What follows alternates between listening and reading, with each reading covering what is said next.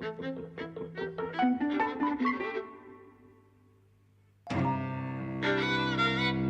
and welcome to Eavesdropping at the Movies. I'm Mike. And I'm José. And we've been away for months. Yes. This is completely my fault. I had an arm thing that meant it was basically impossible for me to edit, but that is working itself out at last. And we've been able to go back to the cinema. And what better film to get back to the cinema with than M. Night Shyamalan's new thriller, Trap. I really like M. Night Shyamalan, and we've seen a couple of his films on the podcast before. We've seen Old, we've seen Glass, I think. Glass, and we saw Knock at the Cabin, which is his most recent.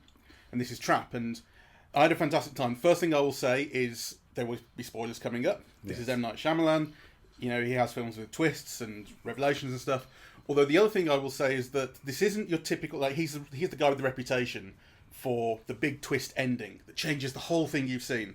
And that's not what's going on here. There are, of course, twists and things, but really it's the information that you need to the information that he would otherwise, in a previous film, have saved till the end. He's telling you straight away, the guy you're following, Josh Hartnett's character, is a very bad man, and it's revealed very early on that he has someone locked up and police are after him. Can one make a distinction? Because we know he's a serial killer.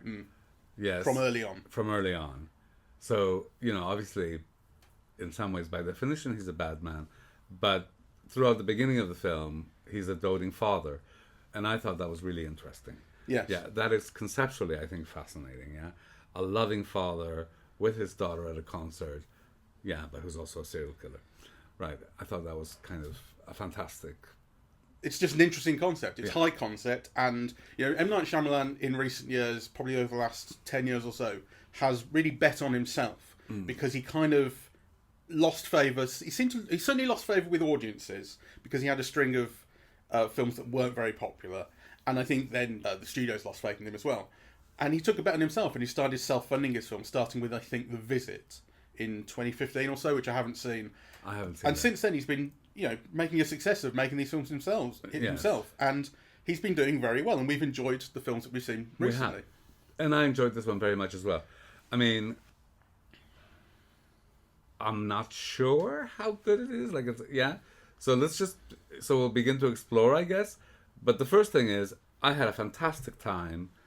I thought it was really clever storytelling, full of twists that, you know, as you say, he doesn't save everything to the end, but there are a lot of twists in the story. Yeah, so... and unexpected twists, that are very interesting. We'll certainly be going into spoiler territory, obviously, and I think here is your spoiler warning. You know, from now on, we assume you've seen the film or don't care to see it, but, you know, we're going to be talking about what happens. The thing that the trailer promised was a huge kind of Taylor Swift-type teenage girl music gig, and the guy who's taken his daughter to it, Josh Hartnett, it's a trap set up to capture him. Yes.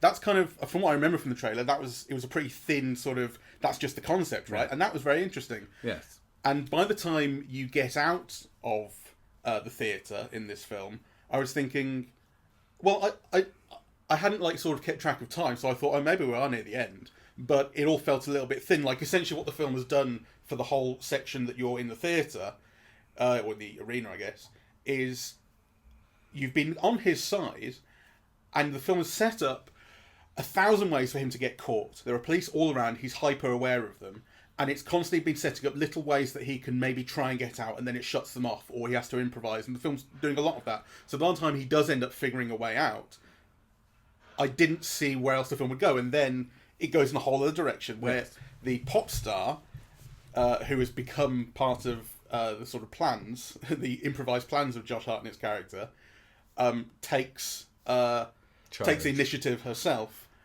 and starts to I thought that was the weakest part of the story, and I thought part of it was that Shyalaman's daughter, who plays that part, doesn't have the skills or the charisma, Saleka Night Shyamalan, to carry the dramatic parts. I thought the whole music and the concert and all that stuff was very good, right? But I think as soon as she was given more to do than just sing her songs, like, she wasn't up to it. And I also thought that those bits may have only been written to showcase the daughter. Actually, I thought they were unnecessary.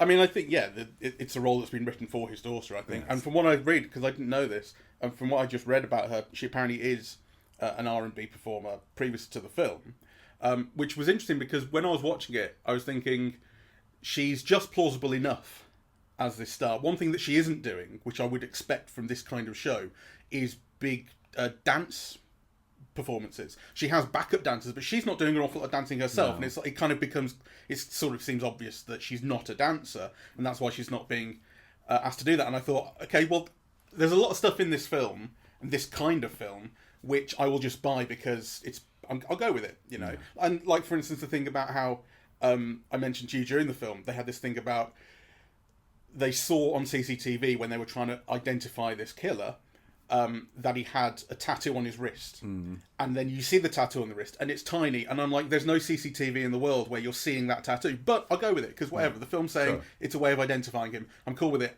And in the same way, I'm cool with this pop star not dancing, right? It's just, I'm fine with it. The rest of the production is great. The songs seem to make sense. They're mostly in the background, whatever. I'm fine with it. But it was interesting to find out that she apparently has this R&B career. And I do kind of agree with you. When she's called on to start acting instead of being a music performer, she's not quite up to it. But I also don't really mind very much. It was good enough. Well, but I mean, for me, this is the difference between this being a very entertaining film and it being a good or a great film, that these things are problems. So the things that you observed, which I agree with, you know, that, I mean, I like the songs, I like the way the songs are filmed, I like the way the whole concert is visualized in the film, you know, but imagine what a difference it would have made to the film, had Beyonce played that part instead of her, right? Like, it just brings a whole other level of, you know, artistry, right? So this is good enough, but you think of the potential that role and that setting and, you know, had for someone who really was a performer, who could move and, you know, kind of present themselves and, like, you know, kind of be a star or kind of, you know, find different ways of entertaining or reaching out to audiences, then this feels like a lack because the opportunity is there and it's not achieved. So, you know, it's good enough, but it's not as good as it could be. I get it. Yeah, I completely agree with you. I get it. But it wasn't something that I let kind of ruin my experience of the film. I liked it still enough. No, and I think she looks very good. The film kept surprising me, actually. And I think one of the things that we should do, and maybe put at the beginning of this podcast, is actually just tell the story, because I think this is a film where the story is so great. And, you know, by the story, I also mean what you said, that, you know, the father goes with the daughter to the concert, realizes that he's being hunted, begins to find a way out, right? Every way out he figures gets shut down. I mean, but all those moves are really interesting ones, It's kind of, you know, and they're narratively interesting, actually, you know, because also you see the roles he plays, the regular guy, the bantering with the guy selling the T-shirts, but also, you know, stealing the identities and the phones and, like, you know, it's one of these films where there's an awful lot of focus on those little details, and you track something as soon as it happens. So it's things like taking a phone. You know, that phone is very important. We know what it's capable of. One phone in particular, his, has this connection to the person who he's currently keeping in his basement. So that's a thing that you're constantly aware of. There's also things it does with timelines occasionally. You know, like you've got 10 minutes until I'll get these shirts back, so maybe that's something can happen in that 10 minutes. We've got 20 minutes of stopping all the guys leaving the concert. We're going to ask questions of all of them, so now there's a 20-minute time limit on things. He has to figure out a way out. And then towards the end of the film, in that kind of final scene with his wife, it even does, you know, I'll finish this cake in 5 bites. You've got 5 bites before you die. You know, it's doing a lot of that, which I find mostly pretty effective. I do think, I think kind of almost throughout the film, tension could have been higher. But again, it basically worked for me. Yeah, I see what you mean also, but I liked it, right? Because the key to the film is, how do you make a serial killer affable, charismatic, likable, kind of endearing, really, Because, you know, so much of the beginning of the film is about him being a loving father, always taking care of his daughter, defending her, you know, even in the most panic situation, making sure that she knows where she is in relation to him, right? Like, you know, there's never any question that, like, they're going out together, right? So I think, how does the film do that? How does the film kind of, you know, make, you know, the butcher, you know, the name says it all, kind of, how does it make you focus on things that are not about that? And of course, the first way it does it by not showing you any of his butchery. Like, you actually never see him commit a crime. There's always the threat of it. But you actually never see carnage. It makes him intriguing. That we get one thing, the first revelation that he is not just this beautiful doting father, is when he goes to the bathroom early on and he checks out his phone, and you see what he's looking at, which is this guy in his basement, this live feed. So that's the first. That's the, you know, the first moment we go, oh right, there's something up with this guy. He is a serial killer. And then, you know, this question of, like, he knows what's going on. The shots then you see of him looking at the police, right? That's why he's hyper aware of them. We start to realise that's why he's acting the way he is and looking for this way out and so on and so forth. But I think one of the ways in which the film gets you sort of on his side, makes him affable, is that we are always with him at the start. You know, in that, basically throughout the theatre stuff, we do see loads of police and FBI and SWAT and whoever, and we see the leader of the FBI a bit. You know, we don't get very much of her, and she's not given much of her personality. She's just after this unsub. They don't even know who he is. You know, they just have this kind of vague profile of him. But we're constantly with him, and the film made me realise kind of how malleable and sort of mercurial I can be in terms of giving my alliance to people. Because at the start I'm just like, I want this serial killer to get away. Like, I think it's interesting. I want to see what happens. I want to see how he gets away with this.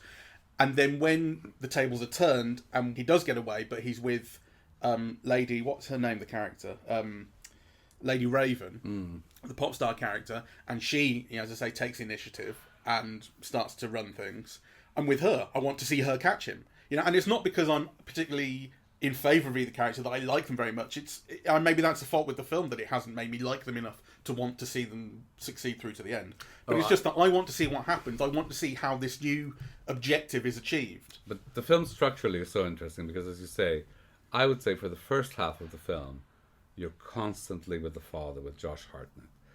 And then in the last half of the film, there's a relay, right? So first you're with Lady Raven, then you're with the wife, I would say, and maybe also with the Hayley Mills, you know, police psychiatrist, profiler, who I think is a character that's not written very well because it's too pat.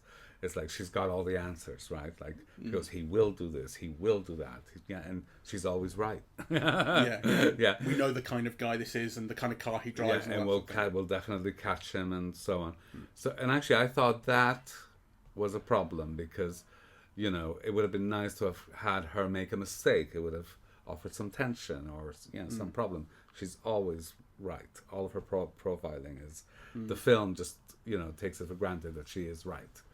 Right, so I didn't like that. But anyway, in the last third of the film, you could see that there's a relay, where the center of attention, or you're meant to identify first with one, then the other, then the other. The wife at the end finally, and maybe the kind of,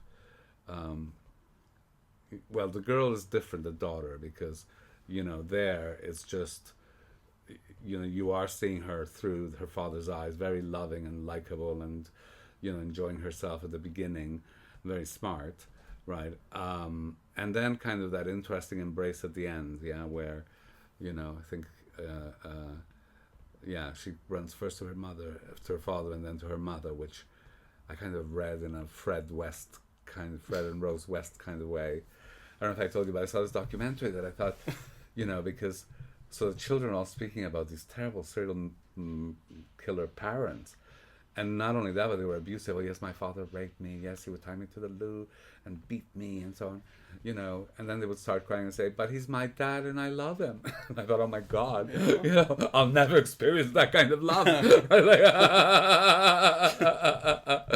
I mean, so it's not just, at least in this one, you say he's a serial killer, but he hasn't done anything terrible to his children. Whereas, the whole Fred and Rose West thing is, they were serial killers and they had done terrible things to their children, and their children still love them. I couldn't believe that. Well, this is a serial killer who's capable of having a healthy family, and he keeps it separate from his serial killing. Yeah. I mean, the film has a very pat is probably the word, pat, simplistic, movie-ish idea of the serial killer. Like, if you look at the sort of the serial killer documentaries that go into the psychology, or show like Manhunter, which was all about how profiles work and how serial killers operate and so on, in kind of interesting psychological detail and whatever. This is not that, right? This is like the guy is able to keep all this separate. He doesn't make mistakes. He has this sort of force of personality that sees him through. And then at the end, you get this thing of, we've had the profiler talking about the relationship with the mother and how that is like fundamental to the way he thinks, but it's very, very thin. And then at the end, it's revealed that this old woman who he's seen every now and again throughout is this mother. He has this kind of vision of her when he's been drugged, and I don't know how much I'm really meant to buy into that or get something out of it. It's clear. We've had the moment in the car where he's about to drive off with Lady Raven, where she tries to play the mother, having understood this profile, and he plays along for a bit, but he's not buying it. He's not being psychologically tortured by this woman. But then at the end, we do see, there is something to this mother thing. He's imagining it, and there's something real to it. But it's incredibly simple. It doesn't make much of a difference to anything. I think a film would actually be better off without that. I mean, yes. If the film really bought into the idea that this is just someone who relishes what he's doing, which it kind of, we do see him relish what he's doing, particularly right at the very end when he's got himself out of his handcuffs, and the film cuts on him laughing maniacally as he's about to extend the situation once more. I think the film would kind of be better off without this kind of 2 seconds of psychological mumbo jumbo trying to make us buy into this mother thing. Yeah. Because the thing is, but I thought it was interesting because, again, I don't want to make too much of it, but this is a film about a male serial killer which gets you to like the serial killer, I suppose. Not necessarily sympathize with or identify with, but just merely like. He's shown in many ways as a likable person, but who nonetheless is with the women. So I think you could argue there's a kind of a proto-feminist film, or that it tries to, because in this type of film the wife would have been a patsy, and in fact you find out that she wasn't, that she's at the root of the whole thing. She's the reason that she had the suspicion that sent them to the gig. Yeah. You have this incredible sympathy and understanding of the Taylor Swiftish type concert and girls' reaction to it, and it's all about empowering women and and so on. And then of course the head profiler is also a woman, and Lady Raven is a woman. So the serial killer in many ways is defeated by women. Yeah. And actually it's also interesting that women, at least in the film, are not shown to be the victims of the serial killer. What you're shown is a young man, right? I think it also would have been different if he was keeping a woman in that basement. Yeah, if he'd had a young girl locked up, right? I think it would have changed the tenor of the thing. So I thought that added a very interesting dimension.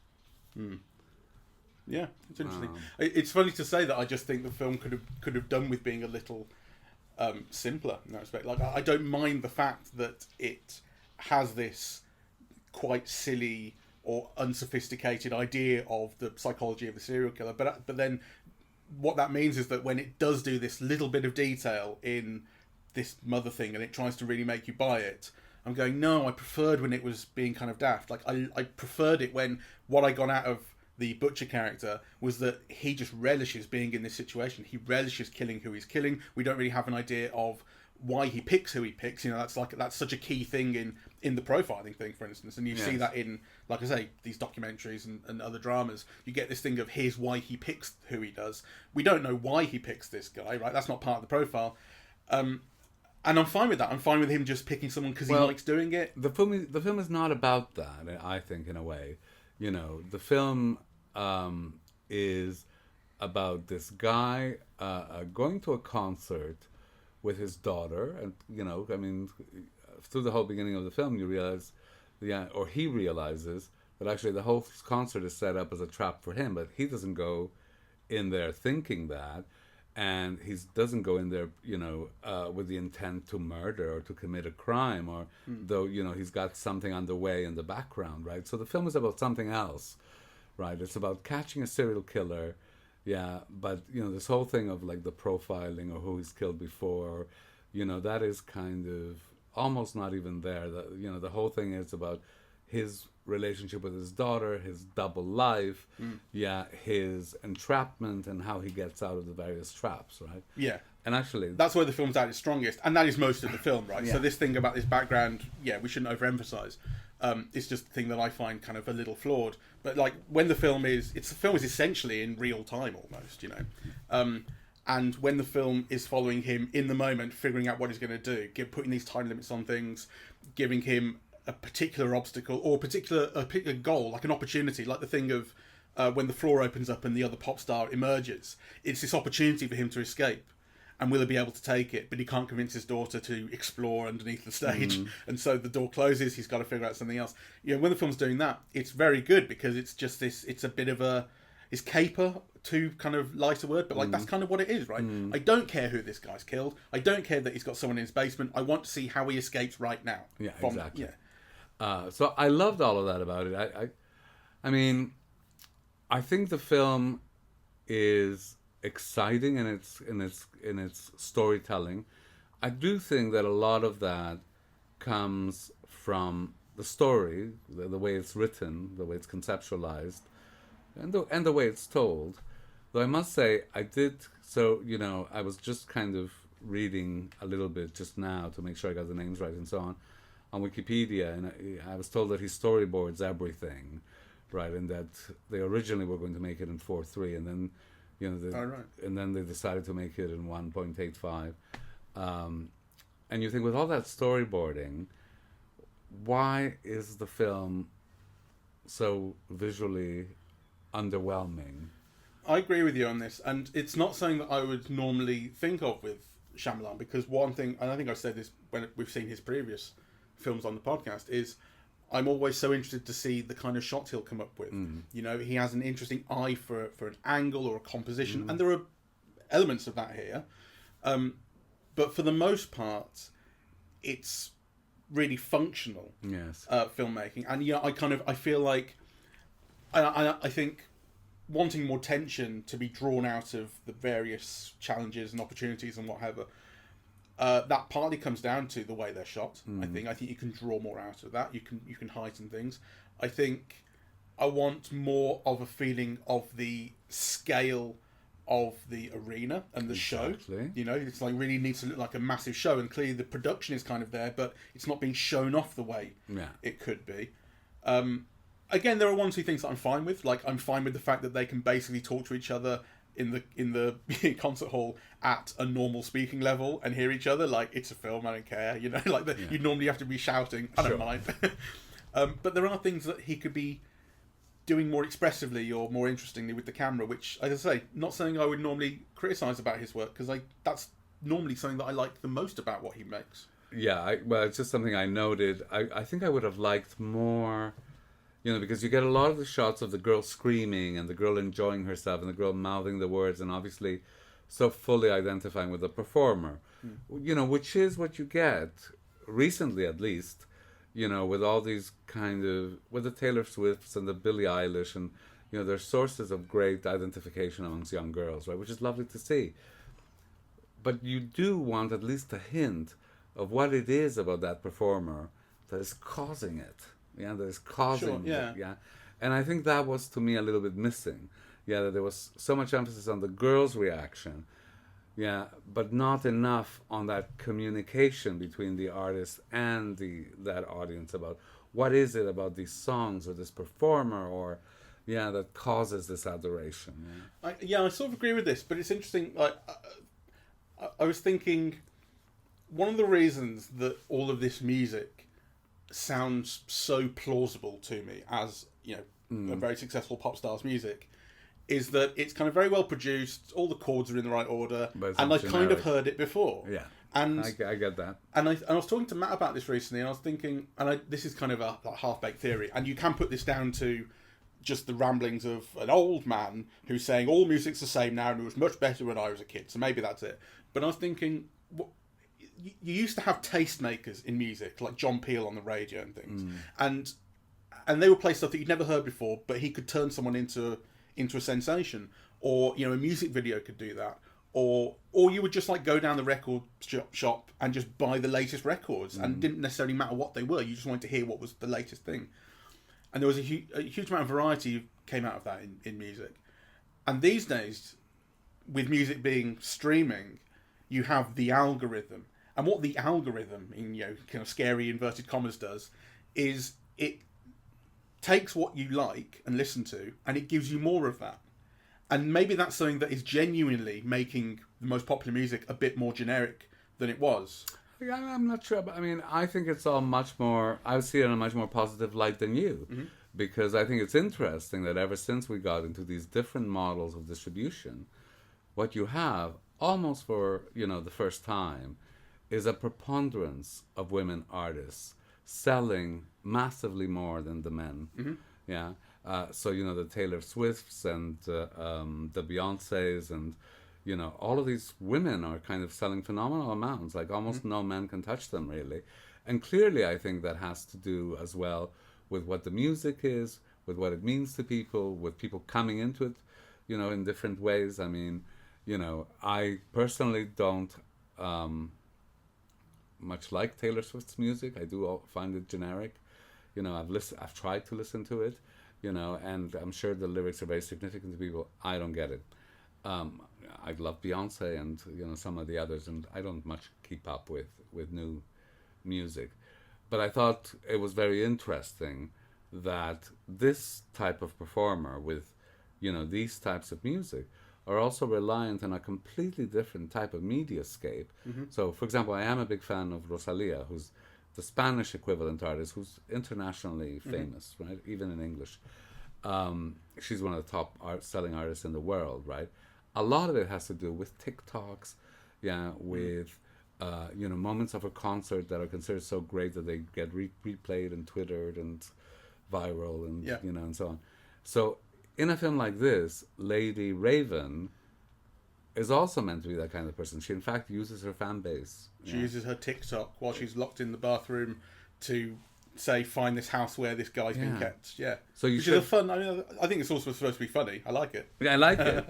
But also, you're meant to get some idea of why this performer has such an importance, and in this new mediascape, it is visual, it is representational, it is in short form.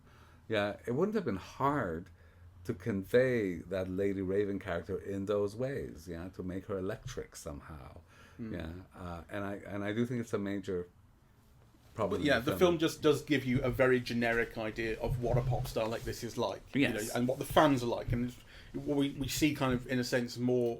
Maybe it becomes through the fans where we see their reactions, we see the kind of ways in which they respond to her. We see them right at the start cheering when she gets out of the coach, and it's just like it could be any old pop star that they're doing that for.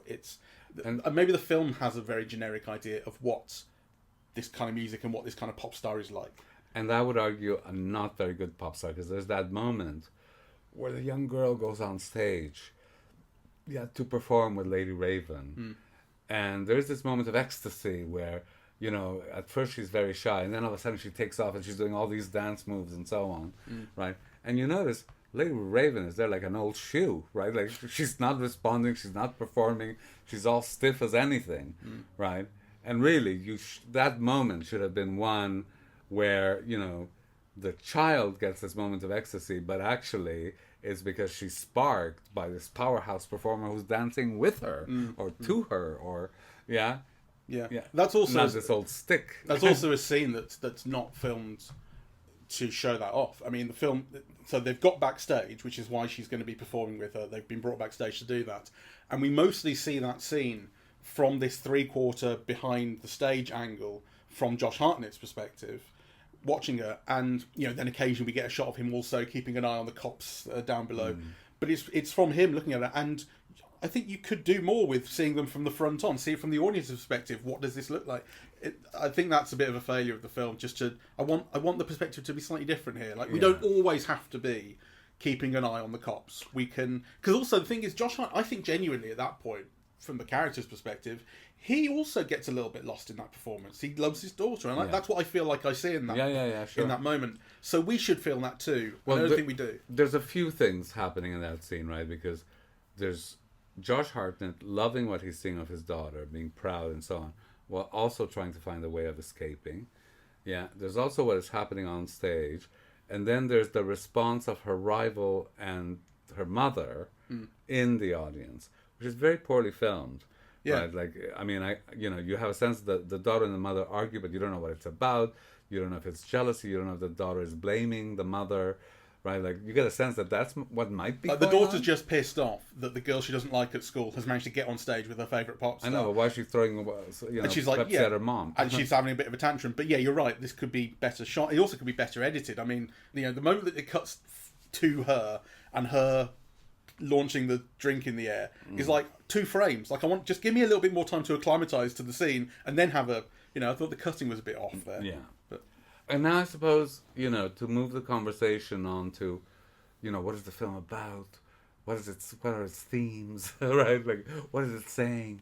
Yeah. Because that, I'm a bit jumbled on. I mean, I wouldn't, it's such a cop-out, isn't it, to say, I don't think it's about anything, I wouldn't go overboard. But it's such a tight little take it as it comes thriller. Like, every moment of this is, oh, this has happened. Oh, I want to see how it works out. I want to see what happens next. So that's kind of where that's where I was kind of, that's where my headspace was. But the film does have themes, though. Yes. So on the one hand, it's about father-daughter relationships. There's a whole thing in the film about, that number where Lady Raven says, I'm a child of divorce. My father left me when I was 9, and then you have to let it go, and so on. Yeah, and then you get a sense, well, actually, that is foreshadowing what will happen to the young girl later, because, of course, once her father is arrested as a serial killer, that's the end of that relationship, right? So there is something there about fathers, daughters. There's also something there about the unknowability of people. Yeah, that kind of, you could be married to someone and then kind of not realize that you're sleeping with a serial killer. There's something about the culture that we live in, right? And TikTok and fame and, And actually, I thought it was a slight problem for me, again, personally. And sorry, I feel like I'm dumping on, M. Night Shyamalan's daughter. But, I don't, that wasn't the plan. I'm just speaking out loud. But I did think it was also a problem for me with the film that the savior ends up being, a super rich, super famous celebrity, right? I would have liked the daughter maybe to have had more of a, kind of self realization or motivation or though of course that dissatisfaction lasted only a little while, because then, as we said earlier, the film has a relay of of protagonists at the end, or of points of identification. So there's Lady Raven, and and then there's the Hayley Mills character. And then there's the wife. By the way, as a side note, I loved seeing Hayley Mills for reasons that have nothing to do, with this particular film or her performance or anything, but that I think are interesting. It's just one of the pleasures of cinema for me, because as a kid, I loved Hayley Mills. Her films were on television when I was growing up. I mean, I was too young to have seen them in the theaters, but they were always on television. I just loved her. The way that some people probably love, what's her name who did Mean Girls? The young star who did... Lindsay Lohan, right. Yeah. I mean, if you grew up at a particular moment, that might, Sure, right. Yeah, so I feel that way about Hayley Mills. And it was just like a thrill to kind of see her, really. And it instantly brings up your childhood and, kind of you feel this connection with 50 years later, kind of you just see her and you remember all the feelings evoked, by watching her films as a child when she was a child. So, and I think there's also a little bit of that with Josh Hartnett. Sure. I mean, well, the interesting thing about Josh Hartnett is he was his teen idol.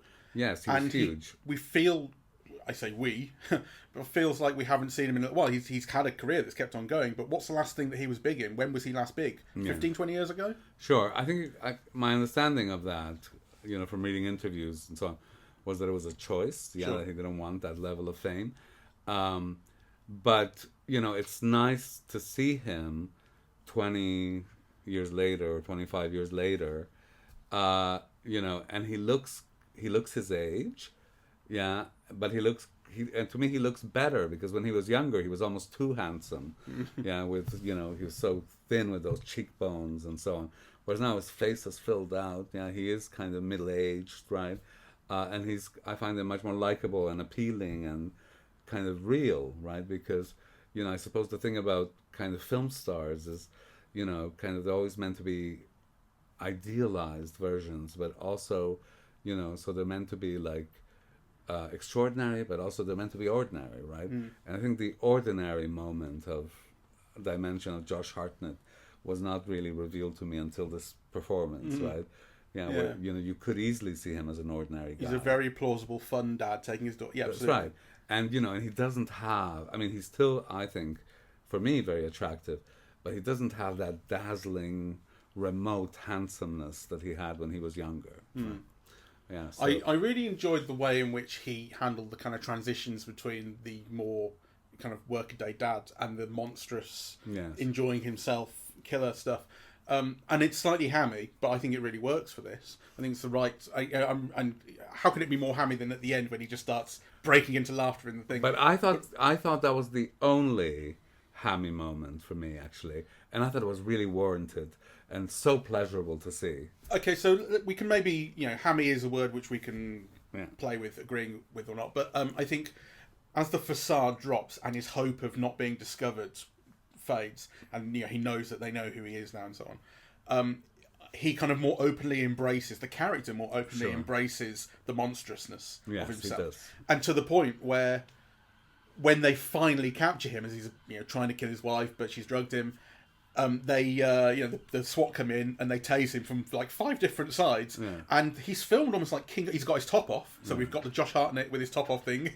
But he's shot like King Kong. He feels like King Kong. He's swiping around in slow motion because he's drugged, and he's trying to throttle someone, trying to poke his eyes out, and and it's like that's a King Kong being taken down moment. That shot from above. That was brilliant. It's actually. great, but it's kind of it's knowingly kind of silly, right? But it's treating him as the monster it also wants to see. Sure, but that's focusing on his power, on his physicality, right? It's almost all done in long shot. Actually, I loved Josh Hartnett's performance in it, and in a weird way, so I'm not a Josh Hartnett expert really, but there was always something very remote about him. I think, when he was younger, whereas this. He seems very accessible and very warm. Yeah. Except, of course, he is a serial killer. So that moment that you're describing, it's almost like the monster is unleashed at the moment that he's being restrained, right? Yeah. And I thought that was a brilliant moment, actually, and very cinematic. It was really kind of wonderful to see. Yeah. So, kind of, in terms of my earlier criticisms, this is a kind of an exception to that, really. And it's funny, actually, that I suppose ultimately what I should be getting from the character is that I can never trust when he, anything that I see in him, I can't trust. I can't trust any emotion that he shows. He's always got something planned. Yes. But, when he's hugging his daughter at the end, when he's, going down by the bike, which obviously is very soon revealed to be a ruse to get this spoke so that he can get himself out of his cuffs. I'm buying all these things still, even though I know exactly who this guy is, and I know he's just this psychopath who will, at a moment's notice, change his facial expression, change his attitude to please whoever it needs to be. Yes. I buy it all. It just works. I'm going for him. This guy would kill me immediately. Because I would just believe him. Yes. Anyway, the ending is also a clear indication that there will be a sequel, and I'm looking forward to it. Do you reckon so? Yes. I suppose it could do. I took it as just a kind of. If anything is an M. Night Shyamalan, twisty moment of this classic type, it might be that the kind of he still hasn't, and then the cut to black, and it's like the thing isn't over yet, but we don't get to see it. It's just the fight goes on. But maybe there will be a sequel. The film has at least two of those moments, because the revelation, that it was the wife Yes. who was behind the whole thing. That's an archetypal Absolutely. M. Night Shyamalan moment. And then kind of this thing of escaping, which actually doesn't show. It shows him Undoing his cuffs. undoing his cuffs, but he's still in the police truck. Yeah. Right. So I thought that was brilliant. And I do think it suggests a sequel. Well, It allows for one at the very least. yeah, it allows for one. And of course, if the film is, does well enough, I'm sure there will be one. Well, I'm sure he'll try and fold it into the split glass Unbreakable universe, because he did that before. Yeah. He said this has turned out to be a trilogy. Now it'll be a quadrilogy, and we'll get trapping. Well, we'll see. Although of course Bruce Willis is not working anymore, is he? So there's that. Maybe he'll take over from the Bruce Willis role. I don't know. But anyway, I was very happy to see Josh Hartnett in this, and I was very happy to see him do so well. And the film was much more enjoyable than I would have expected, actually.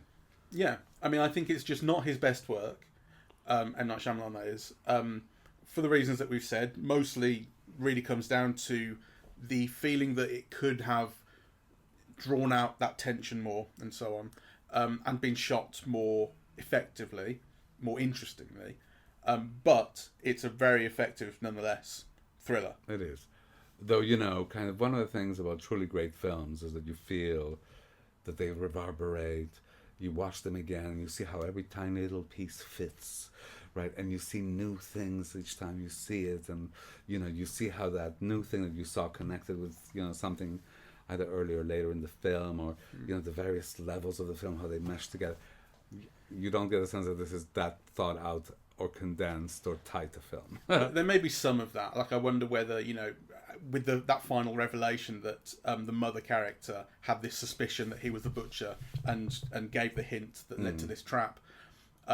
When Lady Raven is talking about the profile, I wonder whether you take a closer look at Alison Pill, the actor who plays the mother, and you'll see, something in her that says, "Oh, I already have this suspicion." So that kind of thing, there will be some of that, but it won't be a thing where you watch it again and I think you see but that is the difference between this and Shyamalan's other work. In The Sixth Sense and in Unbreakable and in Signs and whatnot, like the thing, maybe not Signs, but the thing that changes everything at the end changes everything before it, and you watch the film completely differently the second time. That's not going to happen here. No, it's not that kind of twist. It's not that kind of film. No, and it's not that kind of tightness. So but anyway, kind of, let's wrap this up. I feel I've said all I can think of at the moment, but the main thing is that I thought it was really good, very enjoyable, and it's the kind of film that if it shows up on television, I'm watching it again. Yeah, really watchable movie, and I enjoyed it very much. Right, so thank you all very much for listening. We're back, we're eavesdropping at the movies, and we are on Apple Podcasts, Audible, not Google Podcasts anymore, because I think that's basically been shut down and it's become YouTube Music. Right. So we're on that. And SoundCloud. Bye-bye. Bye-bye.